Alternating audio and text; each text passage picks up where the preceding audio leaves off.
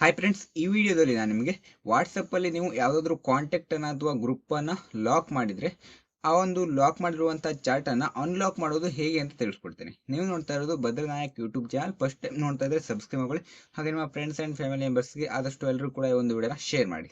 Friends, ಮೊದಲು ನೀವು ವಾಟ್ಸಪ್ಪನ್ನು open ಮಾಡಿಕೊಂಡು ನಂತರ ವಾಟ್ಸಪ್ಪಲ್ಲಿ ನೀವು ಯಾವ ಚಾಟನ್ನು ಲಾಕ್ ಮಾಡಿರ್ತೀರಲ್ವಾ, ಆ ಒಂದು ಲಾಕ್ ಮಾಡಿರುವಂಥ ಚಾಟನ್ನು ಓಪನ್ ಮಾಡ್ಕೊಳ್ಳಿ. ನಂತರ ನಿಮಗೆ ಈ ಥರ ಇಂಟರ್ಫೇಸ್ ಬರುತ್ತೆ ನೋಡಿ, ಲಾಕ್ಡ್ ಚಾಟ್ಸ್ ಅಂತ. ಲಾಕ್ಡ್ ಚಾಟ್ಸ್ ಅಂತ ಬಂದಾಗ ನೀವು ಯಾವ ಚಾಟ್ಸನ್ನು ಅನ್ಲಾಕ್ ಮಾಡಬೇಕು ಅಂತಿದ್ರೆ ಆ ಒಂದು ಚಾಟನ್ನು ಲಾಂಗ್ ಪ್ರೆಸ್ ಮಾಡಿ ಫ್ರೆಂಡ್ಸ್. ಈಗ ನಿಮಗೆ ಸ್ಕ್ರೀನ್ ಮೇಲ್ಗಡೆ ಕಾಣಿಸ್ತಾ ಇದೆಯಲ್ವಾ, ಯಾವುದಾದ್ರೂ ಒಂದು ಚಾಟ್ ಅಥವಾ ಯಾವುದಾದ್ರೂ ಒಂದು ಗ್ರೂಪನ್ನು ಲಾಂಗ್ ಪ್ರೆಸ್ ಮಾಡಿ. ಲಾಂಗ್ ಪ್ರೆಸ್ ಮಾಡಿದಾಗ ನಿಮಗೆ ಮೇಲ್ಗಡೆ 3 ಡಾಟ್ ಇರುತ್ತೆ. 3 ಡಾಟ್ ಮೇಲ್ಗಡೆ ಕ್ಲಿಕ್ ಮಾಡಿ. 3 ಡಾಟ್ ಮೇಲ್ಗಡೆ ಕ್ಲಿಕ್ ಮಾಡಿದಾಗ ನಿಮಗೆ 4ನೇ ಆಪ್ಷನ್ ಅನ್ಲಾಕ್ ಚಾಟ್ ಅಂತ ಬರುತ್ತೆ ಫ್ರೆಂಡ್ಸ್. ಅನ್ಲಾಕ್ ಚಾಟ್ ಮೇಲ್ಗಡೆ ಕ್ಲಿಕ್ ಮಾಡಿ. ಅನ್ಲಾಕ್ ಚಾಟ್ ಮೇಲ್ಗಡೆ ಕ್ಲಿಕ್ ಮಾಡಿದಾಗ ಕನ್ಫರ್ಮ್ ಯುವರ್ ಫಿಂಗರ್ ಪ್ರಿಂಟ್ ಅಂತ ಬರುತ್ತೆ. ನೀವು ಫಿಂಗರ್ ಪ್ರಿಂಟ್ ಹಾಕಿದರೆ ಫಿಂಗರ್ ಪ್ರಿಂಟ್ ಬರುತ್ತೆ. ನೀವೇನಾದರೂ ಪಿನ್ ಇಟ್ಟಿದ್ರೆ, ಪಾಸ್ವರ್ಡ್ ಇಟ್ಟಿದ್ರೆ ಪಾಸ್ವರ್ಡನ್ನು ಕೇಳುತ್ತೆ ಫ್ರೆಂಡ್ಸ್. ನೀವು ಅದನ್ನು ಹಾಕಿ ಫ್ರೆಂಡ್ಸ್.